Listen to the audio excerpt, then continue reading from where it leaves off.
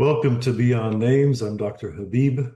This is a space for spiritual seekers and soulful misfits, for the curious and the committed, for those grounded in a tradition, and for those who are not sure what they believe. Whether you call the divine God, Yahweh, Allah, Elohim, Brahman, Great Spirit, higher power, or you're still searching for language that fits, you are welcome here. Together, we'll explore the intersection of spirituality and daily life, the wisdom of many traditions, the ways we return to our true selves, to our source, to the light each of us carry within. I'm so glad you're here.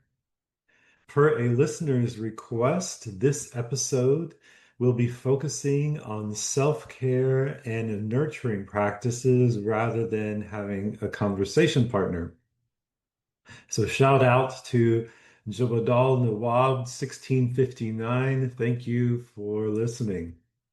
Next week's episode, God willing, we'll continue the topic of self-care with a focus on compassion. Our conversation partner next week will be Dr. Frank Rogers Jr., who is the author of multiple books on compassion and the co-founder and co-director of the Center for Engaged Compassion. Let's begin the topic of self-care with a reminder to constantly notice and nurture. By notice, I mean compassionate self-witnessing, noticing what is going on with you in your mind, body, heart, and soul. What is your mental state? What is your physical state? What is your emotional state? What is your spiritual state? Living with respect and dignity requires that we pay attention to what we're feeling, how we're acting, what we're saying, and notice when we're not okay. Notice when we're tired. Notice when we're grouchy. Notice when we're not feeling empathetic. Notice when we're feeling stressed, when we're feeling overwhelmed. And notice when we're not okay and quickly move to self-care. So quickly begin settling the mind, grounding the body, soothing the heart, and nourishing the soul. So to that end, let's talk about some self-care tips that you can adapt for yourself and your spiritual path. Hopefully you'll find these tips helpful, reminders, or inspiration for ideas of your own. So let's start with the mind. 13th century poet and mystic Jalaluddin Rumi wrote, "You are your thought. The rest of you is bones and fibers. If you think of roses, you are a rose garden. But if you think of thorns, you are fuel for the furnace." I like Rumi's image of the roses because it creates a picture of us taking on the fragrance of what we think about. Our thoughts are the single greatest influence over our emotions and our actions. Our thoughts move our desire moves our will moves our intention, and our intention moves our bodies, i.e., intention moves our actions. And the source of most of our thoughts is the human ego. So with that in mind, I recommend 3 overarching things regarding our thoughts. First, identify the source of the thought. Is the source of the thought higher self or lower?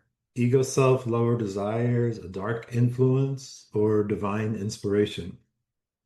Second, respond according to the source. If it's a divine inspiration, follow through on it. Take action. If the source is lower rather than higher, then take action appropriate for that. And remember, a thought is just a thought. You do not have to believe it. That said, a crucial part of self-care is being responsible for how we respond to our thoughts. You might find it helpful to not think of thoughts as good or bad, but to think of them instead as either nourishing thoughts or thoughts that create a state of suffering, thoughts that either lead you toward your ultimate goal or distract you from it. So here are the few ways that I respond to thoughts when the source is lower rather than higher. Some of these are specific to my tradition, but you can easily adapt them to what works for you.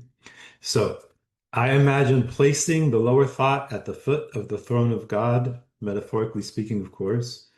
And if the thought is especially sticky, if it just really wants to hang around and I'm having a hard time letting it go, I'll follow the visualization of putting it at the foot of God by saying Allah 3 times, which is quite effective in discharging it. Another option is to visualize pushing the thought out of the body, down through the earth, and burning up in the heat of the earth's core. And then to visualize light pouring over you and filling your heart. Muslims and Sufis often verbalize the intention to discharge lower thoughts by saying Bismillah, in the name of God, or A'udhu billahi minash shaitanir rajim, Bismillahir rahmanir rahim.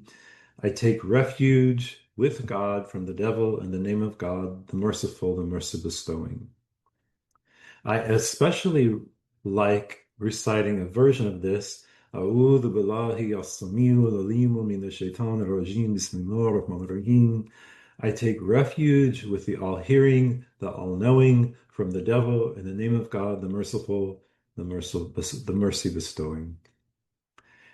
And then following that by reciting Surah Al-Hashr, which is chapter 59 of the Quran, verses 21 through 24. Another option, I also find it helpful to visualize placing myself in the station of Abraham, peace be upon him. The station of Abraham is known as the station of safety and security. It's located in the front of the entryway of the Kaaba, and it marks the stone where Abraham stood when building the Kaaba and when calling the people to perform Hajj. You could also respond to a lower thought by telling yourself, leave it, say Allah, and then follow that up by saying Allah 3 times. My spiritual guide gave this instruction when we were caught in thoughts about our past. You could take more of a Buddhist approach to thoughts, gently letting them go, with non-judgment, with compassion, as you return your attention to your desired focus. So you simply notice that your focus has shifted or drifted, or you've become distracted, and then you simply return again and again to present moment awareness, to breath, to a mantra, to candle, whatever your focus is. You can also simply note the thought as something other than what you want, other than your true self, and simply call it other. So just say to yourself other when you notice those when you notice those thoughts, and then place your hand on your heart as a reminder of your innate goodness. So when you have that thought that you think of lower, other, and then hand on heart to remember who you are and your truth, your true self. And this can also be helpful if you place your hand on a heart habitually every time you notice manifesting your higher self. So when you notice behaving with attributes of mercy, compassion, love, kindness, truth, justice, etc., as a way of positively reinforcing heartfulness. You can also take a more exploratory approach, somewhat like the internal family systems therapy model regarding our internal parts. So exploring where the thought seems to reside in the body, whether it's a character or it has an image or a color or an emotion or some other sensation or internal movement associated with it. And then to sit with it and inquire, like, what information does it have with you, as if you're engaging in a dialogue with it. What is its intention? And then bring compassionate understanding and love to that. Similarly, you can explore the source of the thought, trying to identify the root of it within yourself, and take action to bring healing and purification and strengthening to that part through the healing modalities of your tradition. Hopefully that list illustrates that you have a lot of options.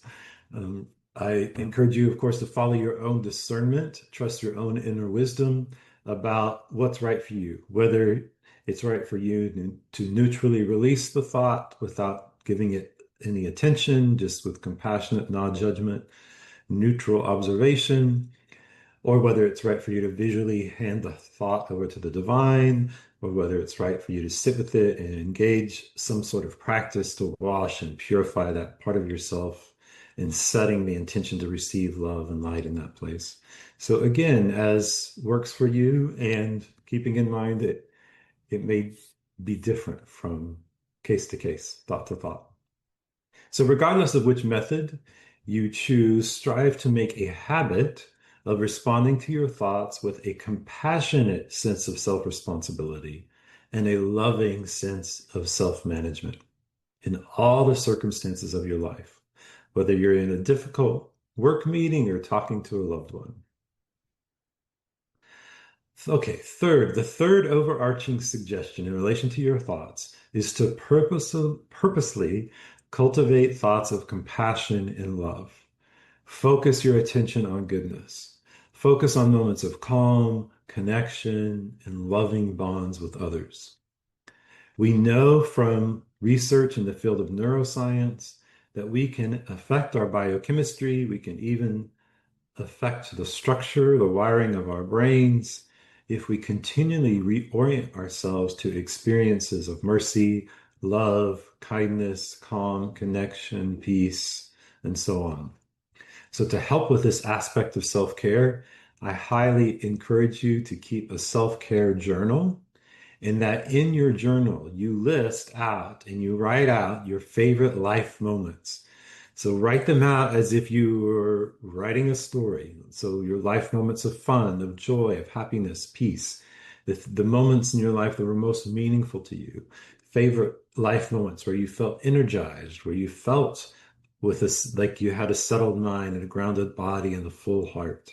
You felt a sense of meaning and purpose and contentment. You might also list out favorite healing modalities and list out favorite healing rewards. So means of caring for and bringing engagement to your body, enjoyment to your body, mind, heart, and soul. When you keep a self-care journal with these lists, then you have a place to go when you're struggling. You can just open your journal and choose something from your lists.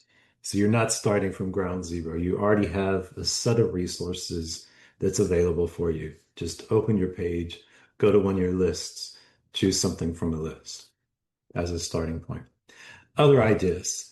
Listening to 40 hertz sound therapy is a good way to care for your mind. Also, our minds need rest. So remember to take breaks, even if it's just a 3-minute break, to pause and appreciate some beauty.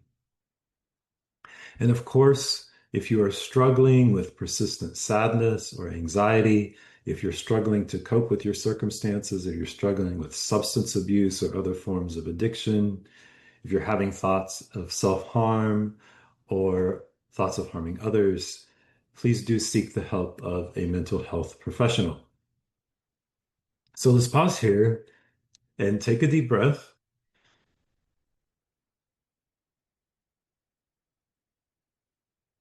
And just check in with how you're feeling in your body. And what stands out to you from this section on self-care for our minds? You might want to press pause and just take some time to reflect on how these ideas might apply to your life before moving on.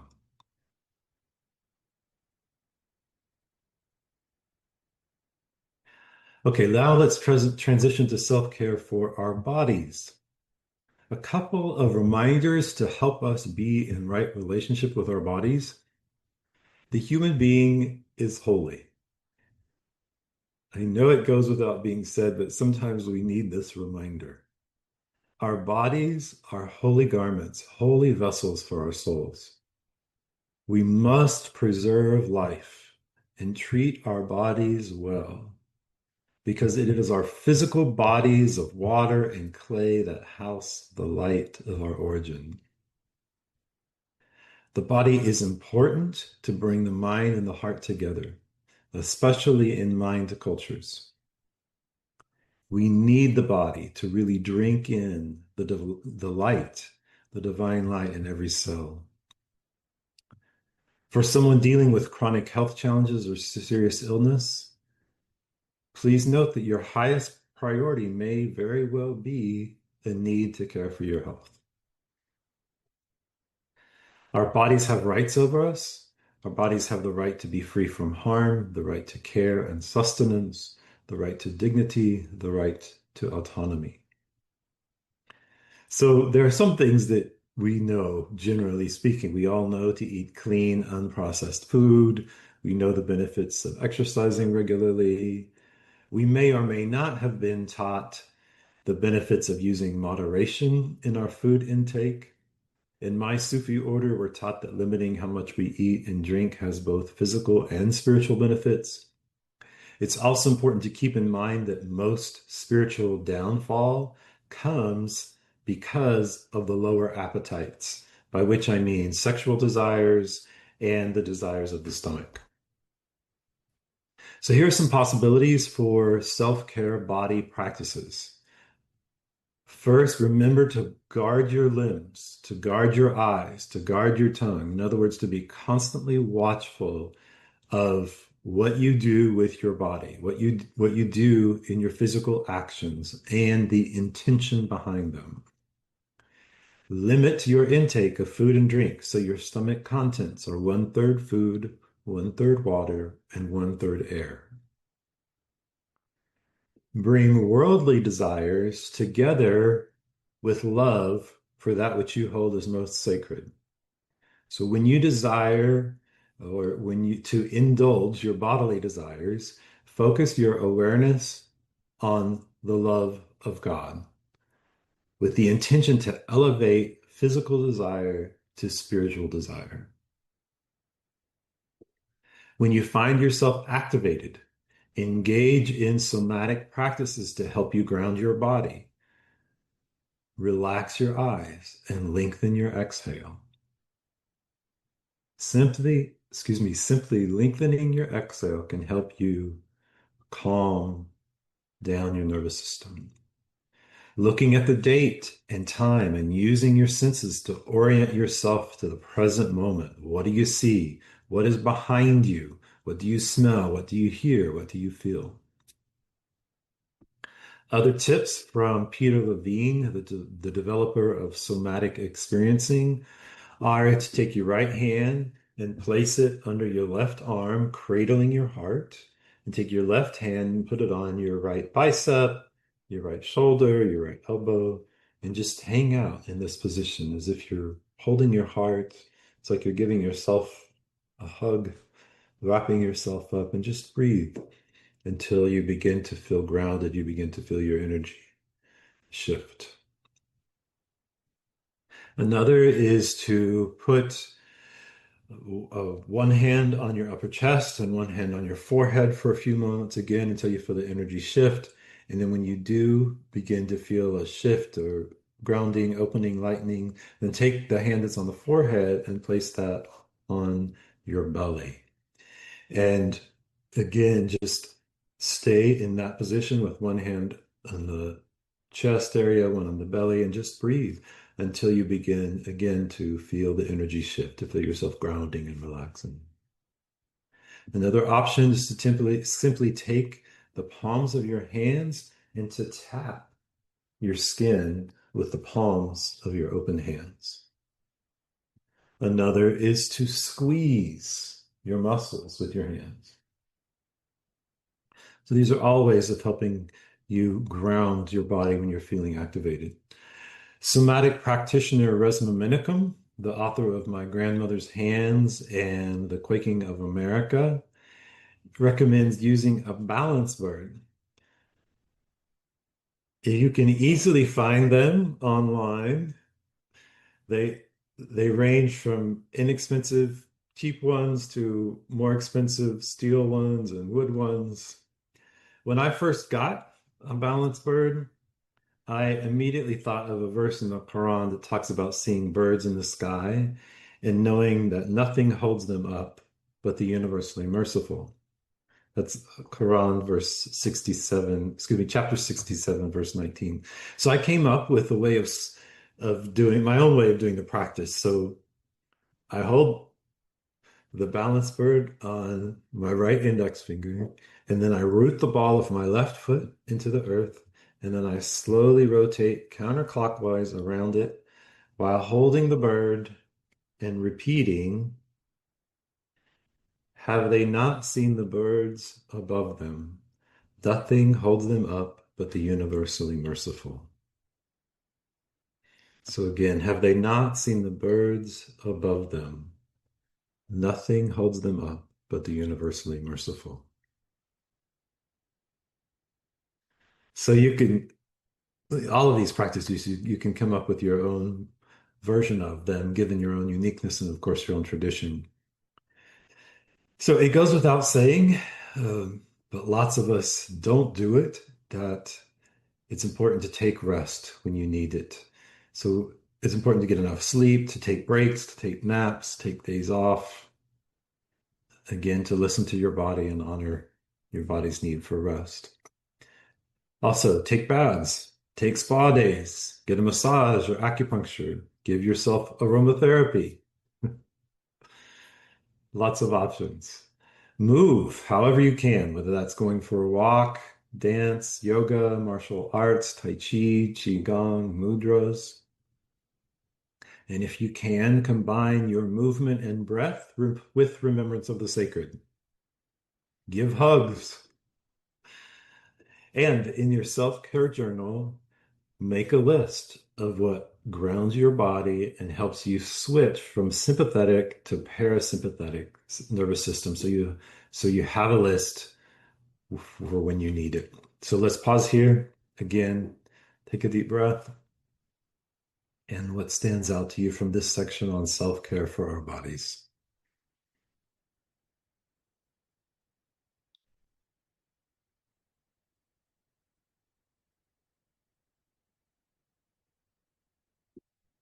You might want to press pause and take some time to reflect on how these ideas might apply to your life before moving on. Okay, now for the heart. Let's address the emotional heart as well as the energetic or spiritual heart. So we've already touched on the connection between our thoughts and our emotions. Just as with the mind and the body, with the heart and nourishing our heart and soothing our hearts, we need compassionate self-witnessing so we can notice when we're not okay. So my first suggestion in relation to self-care for our hearts is to habituate ongoing awareness of our emotions, the needs that underlie them, and turning to source with those feelings and needs. So, for example, you may feel angry because your need for feeling appreciation is unmet, or you may feel irritable because your need for respect is not being met, or you may feel anxious because your need for safety is not being met. So, step one is to identify your feelings. Step two is to identify the underlying need. Step three is to talk to God about your feelings and your needs. So, turn your heart wholeheartedly toward the divine and wait in your heart for comfort from the divine. Pour your heart out to God and then rest in silence, knowing that God loves you just as you are, strengths and weaknesses, mistakes, dark parts, as well as light parts, and wants only goodness for you. For some of us, especially those who have experienced significant childhood trauma, we may need to practice recognizing what we feel and what we need. So I used to carry, there's no shame in this, I used to carry around a feelings list and needs list to help me understand and process my own experience. So you can, just as an FYI, you can access a free needs list and feelings list from the website for the Center for Nonviolent Communication. So 1 second and I'll share that. Here it is. So it's cnvc.org and then /store/feelings-and-needs-inventory. So you probably can just go to cnvc.org. Again, that's the Center for Nonviolent Communication, and do a search for feelings and needs inventory to access that. So again, a great resource. Okay. Practice to discharge emotional stagnation. So sometimes the energy of emotions gets stuck and we need to pull it out of ourselves. So one way to do that is to say gather, only growl on the R. So gather. So while you're growling in your R, gather. So gather up all that you're feeling, clenching your fists in front of you. So gather, clench your fists in front of you, pull all that emotional energy up and out. And as you raise your fist to the sky, rotate your fist forward, bend forward, and open your hands and push that energy into the floor, down into the earth. Again, visualize sending it down deep into the earth while saying release. So it's gather and release and push it down into the earth and release it and push it into the earth and let it go. So that's gather release for the stagnation of emotional energy. Another practice to foster equanimity when we're struggling with our emotional response, so life's up and downs, is to say constriction while making fists with our hands and pressing our fists together, and then moving out and opening our arms and opening our hands, saying expansion, and then returning to the still center while placing your hands open in your heart chest area. So again, constriction, expansion, returning to the still center. Constriction, expansion, returning to the still center. And if you'd like to pair that with recitation of divine names, you can recite Habīb, the one who contracts, Basit, the one who expands, and Khafi, the sufficient. And you can use this movement to help you embrace this natural flow of yin and yang and constriction and expansion in life. Another practice to foster equanimity when we're struggling with our emotional response to life's ups and downs is to set the intention to patiently accept and to say yes to what's happening. And you can say out loud, lowering while you bend forward, elevating while you bend upward, and then receiving love and light. And you can either receive love and light with your arms up like this, imagining like you're a big satellite dish or a funnel, letting it all come into your heart and saturate your being. Or you can return to the still center, like with the previous practice, and your hands on the chest. And again, this is something you can do with just the English words, lowering, elevating, receiving, or you can pair that with recitation of divine names like Yahweh, the one who humbles, while you're lowering, raising, Yarafia, the one who elevates, Yamuksit, the equitable. You could nurture your heart by giving heartful attention to the growth of your relationships, whether that's conscious parenting, caregiving, or giving special care to your loving marriages or your loving partnerships. You could also make time for lightheartedness, laughter, joy, and play as a way to care for your heart. You can care for your heart by making your home and your workspace beautiful, by tending to plants, just whether that's house plants or community garden, by asking for help when you need it, asking for support when you need it, and by bringing heartfulness to all your actions, especially actions to nurture and care for yourself and actions to nurture and care for others. Actions to nurture and care for others might look like mentoring or social justice and activism or other forms of giving and service. Remind yourself to find your own balance between inner exploration and outer engagement. So between time alone and time in community, between work and play, between caring and giving for you and giving to yourself, between caring for and giving to others. Also, spend time in nature. Listen to chants, hymns, recitation of sacred text, or other music and sounds that feeds your heart. In your self-care journal, list what soothes your heart and turns your heart toward source. Let's pause here. Again, taking a deep breath. What stands out to you from this section on self-care for our hearts?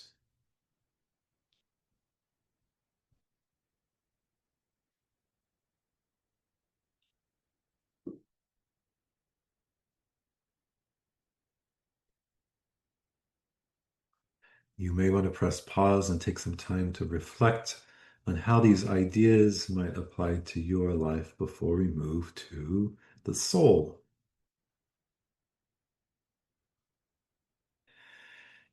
Regarding care for the soul, let's begin with the R's of spiritual development. I've mentioned these in previous episodes. 1, remembering. 2, reading. 3, reflecting. 4, receiving. 5, returning. So number 1, remembering. Remembering refers to remembrance of that which you hold as most sacred. So for the Muslim and the Sufi, that's remembering Allah. For the Christian, that's remembering God, Creator, Allah. Allah is the name of God in Aramaic, which most religious scholars agree is the language that Jesus spoke. So for someone who's Jewish, that's remembering Elohim, Adonai. For the Buddhist, that's remembering one's Buddha nature. For the spiritual but not religious, it's remembering the higher self, the true self, the source, universal reality, great mystery, higher power, and so on. So there are many ways to engage in remembrance. So please go to my About page for an example of how to do the remembrance practice with either a verbalization or a visualization. And I'll do a quick screen share on that. So again, it's Habīb, Habib, Burger, BOERGER.com/about. And you'll see there's a video and you can watch the video or listen to the audio, whichever you prefer. For an example of the remembrance practice with either, again, vocalization or visualization as fits you and your own path. So one of the foremost ways is to keep the tongue busy with repeating a divine name, such as God, Allah, Allah, and so on, while also holding the name, visualizing the name that you're using in your heart. So another way is to do silent heart meditation, visualizing the name as if it's written in your heart, or visualizing the name as if it's written in front of your heart. So my go-to home-based spiritual practice is remembrance of the breath with the phrase La ilaha illallah, which is a phrase expressing that the multiplicity of this world serves the purpose of bringing us to oneness. This phrase conveys that the things of this dense, lower material world are in fact illusory, while there is one ultimate reality. And that's the phrase is translated, there is no God, little g, but God, capital G. So I exhale while silently repeating the first part, La ilaha, and inhale while silently repeating illallah. So inhale only God. So visualizing other than God draining out my left little toe deep into the earth, and then on the exhale, and then visualizing on the inhale the light of God and viewing every atom, every cell, every molecule. So a non-religious person might pair a word like emptying with the exhale and awakening or filling with on the inhale, or simply use the ah sound on the exhale. The vibrational energy of the ah sound brings love and light and truth to the heart. A Christian way to practice remembrance of the breath is to pray without ceasing, as in 1 Thessalonians 5:17, to use the name of God in Arabic that I just mentioned, Allah. So inhale while repeating Allah, pressing or inhaling that into the heart and exhale while saying Ha. So Allah, Ha. So again, using the name of God in Aramaic, the language that Jesus spoke. So the key is to pair the divine name, word, or phrase with your exhale and your inhale so that your remembrance of that which you hold as most sacred is brought together with your breath and thereby becomes your staff of life, so to speak. Okay, number 2, reading. Reading means to look at ourselves, each other, and the world around us as signs and messages from the divine. So reading also means to read the scrolls as revealed to Abraham, the Torah as revealed to Moses, the Psalms revealed to David, and the Gospels revealed to Jesus, and the Quran revealed to Muhammad. May God's blessings and peace be upon them all. So reading relates to the book of nature, to the written work of your spiritual teachers, again, in accordance with your tradition or no tradition. Number 3, reflecting. Reflecting relates to observing and reasoning. So looking at ourselves, each other, and our world, and thinking about what we see and experience, and reflecting on it to increase our understanding and our conscious insight. Number 4, receiving. Receiving relates to the openness of our hearts and minds to receive divine love and light, and to let go of everything other than the divine, to let go of that which does not serve us, so we can help others do the same, and so we can help grow the light of the world in ourselves and each other, and in the soul of the world. Number 5, returning. Returning relates to always returning to God and to be in remembrance of God and in alignment with God, to return to our state in pre-eternity of oneness with the one love. For the non-theist, it relates to a return to our true self and to unity of love. Returning relates to remaining constantly watchful of the turning of our hearts and striving for steadfastness in our hearts turning to God. So in my tradition, the primary practice for this returning is called tauba, which is repeating astaghfirullah al-azim wa atubu ilayh, saying, I seek forgiveness, I seek God's forgiveness in repentance for making a mistake, and the intention to turn back to God with a sincere desire not to repeat the mistake. Okay, let's move on to other ways to care for our souls. So prayer in its various forms, whether that's with the rosary or other kinds of prayer beads, without prayer beads, prayer circles, contemplative prayer, prayer flags, prayer wheels, and so on. Litanies. One of my favorite litanies is the Hizbul Abar, the Orson of the Sea. This is from Sheikh Ali Abdul Hassan al-Shaduli. So chanting, either with silent mantras or vocalized mantras, with divine names, alone, in groups, with drumming, without drumming. Affirmations can be very helpful. Hymns or other songs expressing and celebrating our beliefs. Embodied forms of worship like the ritual prayer in Islam or the ritual movements of the Catholic Mass. Breath work. Meditation in its various forms, whether that's meditating on an icon or mindfulness meditation, focused meditation, transcendental meditation, mantra meditation, loving kindness meditation. Sacred rituals, whether that's receiving blessings in temples, performing rituals at the altar, rituals associated with the rising sun or the changing of the seasons,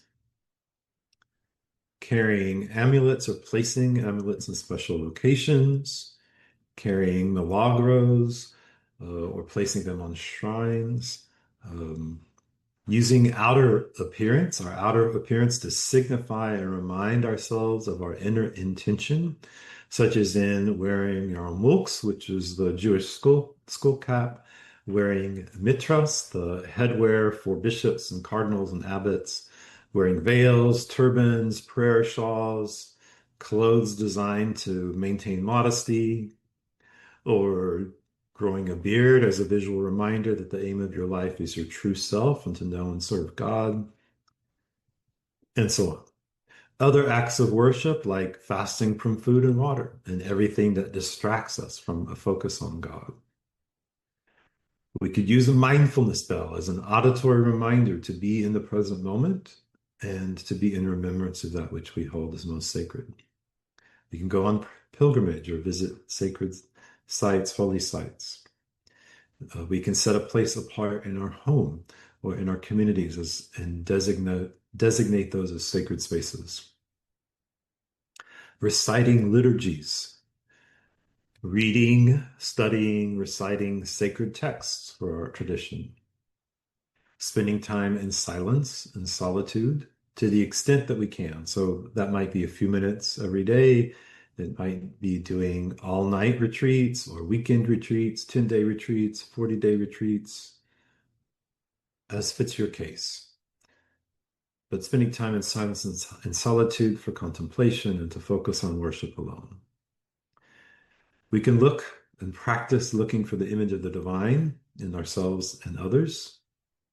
We can journal, as I've already recommended, but whether that is writing gratitude pages or with creative expression and writing morning pages. We could also live by a set program or routine. In Christianity, this is called a rule of life, such as the Roman Catholic prayer of hours, which is also called the divine office or the daily office.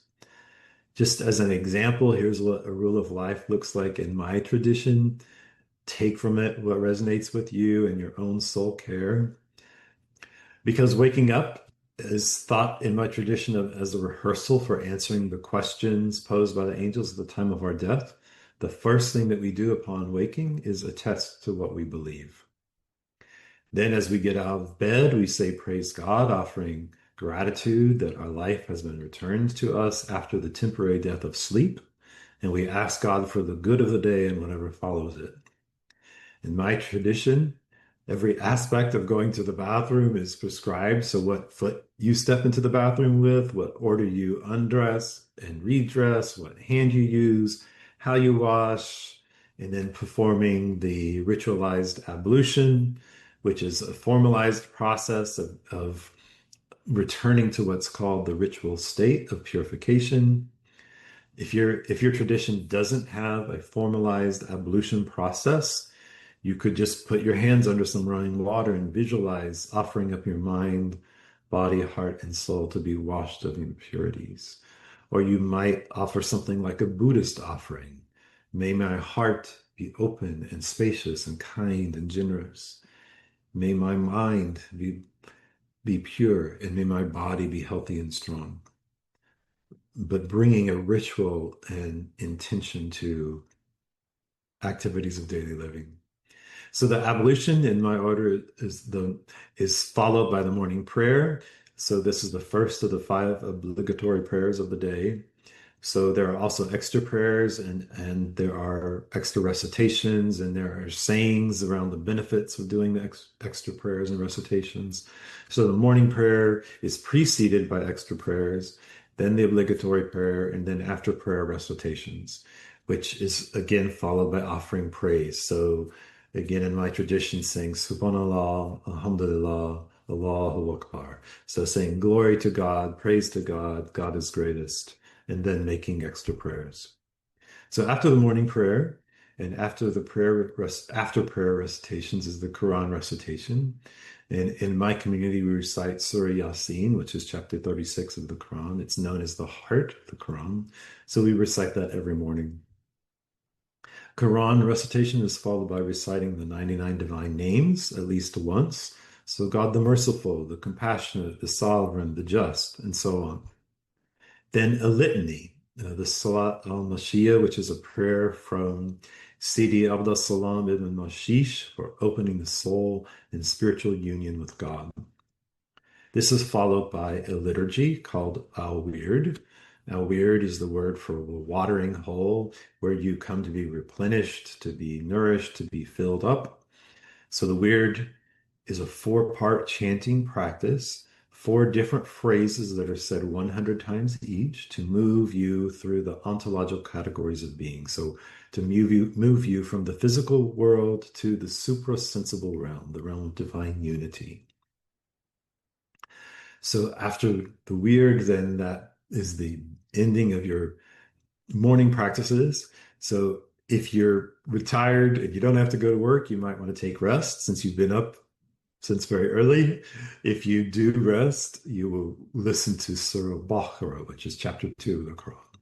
If you get up and get ready for work, then you're moving from doing the formalized practice time to getting ready with the intention to sacralize everyday activities, primarily by following the prophetic example in how you dress, how you enter a room, how you leave a room, what you eat, what you drink, how you perform all the activities of daily living, including saying in the name of God, Bismillah, every time you initiate an activity. So say we go to the kitchen for breakfast. Again, we're trying to monitor our thoughts, the source of the thoughts, as well as the turning of the heart, trying to remain conscious of the divine. So if I'm wiping the counter or loading the dishwasher or rinsing a dish, I'll wipe or rinse in a circular motion as if I was circumambulating the Kaaba, the holy house of God in Mecca. In other words, connecting everyday activities with sacred moments and spiritual intention. So as you start your workday and you begin interacting with people outside of your household, striving to maintain remembrance of God in the face of the thoughts and the feelings and the interactions and all your activities. So you might visualize the name of God written in the eyes of the hearts of those with whom you're interacting. You might visualize light connecting you to another person. You might visualize light emanating from your heart. So striving to integrate and turning to God with what you're thinking and feeling and needing, and taking that experience to God and being in remembrance of God all of the time and being in dialogue and conversation with God as you move through your day. So you might repeat divine names to yourself or sacred phrases from the holy text, or you might offer blessings on the prophet, peace and blessings be upon him, and so on. So again, this is an effort to strive to be in remembrance and to pray unceasingly, and that can look many different ways in many different traditions. For examples, in my life, I might say Ya Fatah, Ya Wadud, Ya Rahim silently to myself if I'm needing to ask God to help me open to God's love and mercy. Or maybe I'm feeling discouraged and I need to increase a sense of trust in God. So I might say, Ya Wakil, Ya Kareem, the divine names for the trustee, the most generous. Or I might offer a phrase that has to do with being sufficed by God. Hasbunallahu wa ni'mal wakil, which is saying God is sufficient for us and he is the best disposer of our affairs. Maybe you need a reminder that God is in truth kind and generous and your trustee. Ya Haq, Ya Wakil, Ya Rauf, Ya Kareem. So calling out to God and to the divine names for, O truth, the trustee, the kind, the generous. Or perhaps you're feeling stuck. So you offer recitations for moving from your spiritual station to the next spiritual station. So, okay. Other ideas, other examples might be feeling the need, you're struggling with receptivity, so you feel like you need to call upon divine light. You might recite Allah Nur, which is calling on God as the source of all light. Nuran, Allah Nur, light above light or light upon light, and so on. So again, the idea is to use a form of remembrance that matches what you encounter during the day and helps you take your daily experience to the divine, helps you take your thoughts and your feelings and your needs to the divine, regardless of where you are. So whether you're sitting at your computer or whether you're sitting in a meeting, and doing what you need to orient your body and your mind and your heart and your soul to the divine and to the sacred. So you might listen to a group chant if you can, or listen to the Quran if you can. You might be in silent remembrance if you're in a meeting, and so on. Okay, so lunch break, you're going to want to coordinate your lunchtime with the noon prayer.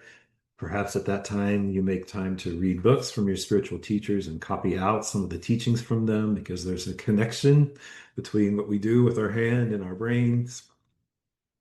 When you get off work, whether you're driving, taking the subway, changing clothes, going for a walk or exercise, your evening meal, again, trying to imbue every activity with remembrance of the divine. Then it's time for the evening prayer, the extra prayers that follow the evening prayer. In my Sufi order, that's followed by reciting Surah Al-Waqiah, which is chapter 56, and Surah Al-Mulk, which is chapter 67 of the Quran. Then take, for example, I want to watch my favorite TV show. So you do your best to be in remembrance of the breath, continuing without interruption, with the intention to not be distracted from God at any moment while you're watching TV too. Then it's time for the fifth prayer of the day, which is the late evening or night prayer. And like all the other five obligatory prayers, it's followed by after prayer recitations. In my order, it's followed by the weird, the same four-part chanting practice from the morning. Then it's time to go to sleep. Again, offering prayers akin, somewhat alike to those that you said for waking. Nighttime, that brings us to nighttime, is often time for extra prayers, prayers of protection, prayers for forgiveness. So it's prescribed to get up in the last third of the night to redo ablution and to do extra rounds of prayer. After your extra rounds of prayer, then to sit for an hour with dedicated silent remembrance without interruption. So that's what you would do if you were following the rule of life from my Sufi order. So if you were a Christian monk following the rule of Saint Benedict, for example, you would engage in Lectio Divina. You engage in praying the scripture for 3 hours a day. So we can't all be monks. Some of us are parents of young children. Some of us have multiple jobs, and we have to have multiple jobs to make ends meet. So, of course, our rule of life is informed by our tradition and our life circumstances. Okay, other self-care tips for the soul. Seek beneficial knowledge. So whether that's studying on your own, studying and connecting with teachers who have some experience and expertise in the spiritual journey, meeting with a spiritual director, getting a healing, by which I mean explore spiritual healing with someone who is reputable, someone who is proven and trustworthy. And again, I know I've said self-care journal again, but I'll make one more plug for the self-care journal. List and write out favorite and inspiring and comforting passages in sacred texts, texts that really feed your heart and soul. List your favorite stories from your sacred texts or the lives of the prophets and the saints and the teachers. I personally find the stories of Ayub, the story of Job, and the story of Abraham, peace be upon them, to be very important for my own walking and to apply the lessons from their experience to my own experience. So again, your favorite stories from sacred text or the lives of the prophets or saints, list, write out, make notes, regard your favorite inspiring passages from books, from videos that relate to your spirituality and experience of spirituality. Also, write out the stories of your favorite spiritual experiences. So when you have felt a sense of felt presence or a sense of connection to the divine, a sense of divine guidance or divine inspiration. So if you write out those stories, you can pay attention to the details and immerse yourself in what you felt, and that will reintroduce those biochemicals from that experience into your system. So, okay, and then again, you'll have those lists to refer to when you need to reorient yourself. So let's pause here. Let's take a deep breath. What stands out to you from this section on self-care for our souls?